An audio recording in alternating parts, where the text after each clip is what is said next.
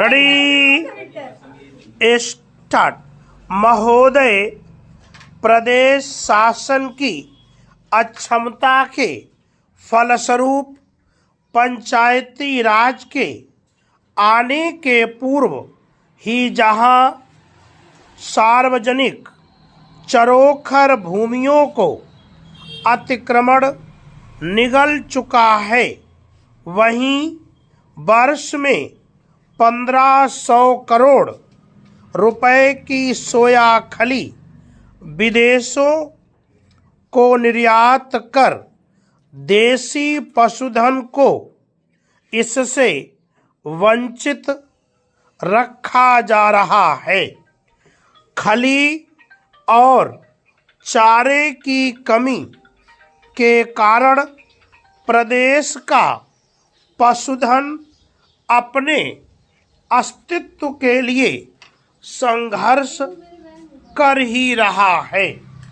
इसके परिणाम स्वरूप घटती पशु उत्पादकता के कारण खेती की उर्वरता में लगातार कमी परिलक्षित हो रही है। लेकिन इन सब से बेखबर होकर लगभग 60 देशों को भारत से सोया खली निर्यात की जा रही है। पैरा, पूरे देश में सोया प्रसंस्करण उद्योग के लगभग 155 व अकेले मध्य प्रदेश में लगभग 74 उपक्रम हैं व इनकी स्थापित क्षमता लगभग 143 लाख टन सोया प्रसंस्करण की है। वहीं देश में अभी लगभग 44 लाख टन सोया का उत्पादन हो रहा है। सोया उद्योग की मांग व आपूर्ति के इस बड़े अंतर के कारण सोयाबीन की खेती को प्रोत्साहित करने के लिए सोया उद्योग अपने संगठन के माध्यम से शासन पर दबाव बनाए हुए है। सोयाबीन की खेती में बढ़ती लागत व स्थिर उत्पादकता के कारण किसानों के प्रति इकाई क्षेत्र लगभग लाभ में तो कमी आ रही है।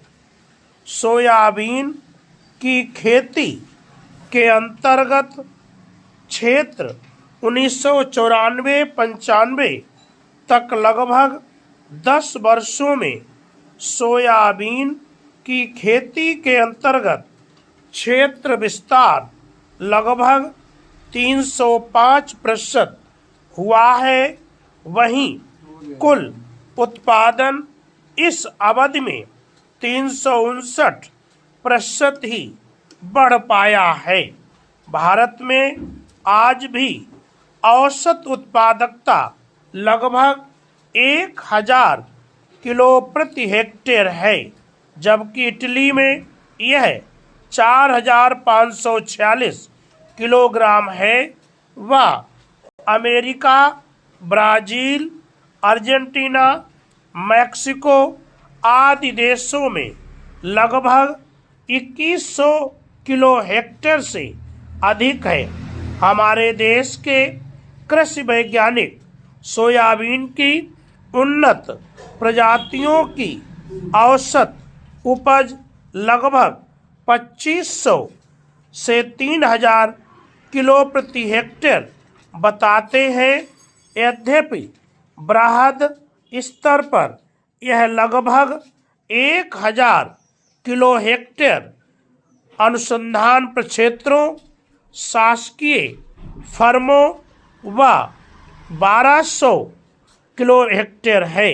इसके बावजूद उन्नत प्रजातियों की उत्पादन क्षमता औसत उपज का नाम देकर वे किसानों के साथ छल नहीं कर रहे हैं।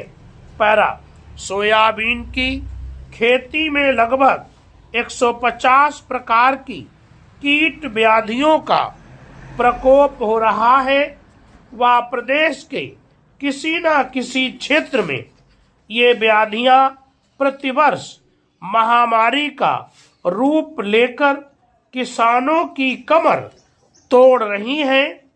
सोयाबीन की लगातार खेती से कृषि भूमि की उर्वरता बढ़ाने के बजाय घट रही है।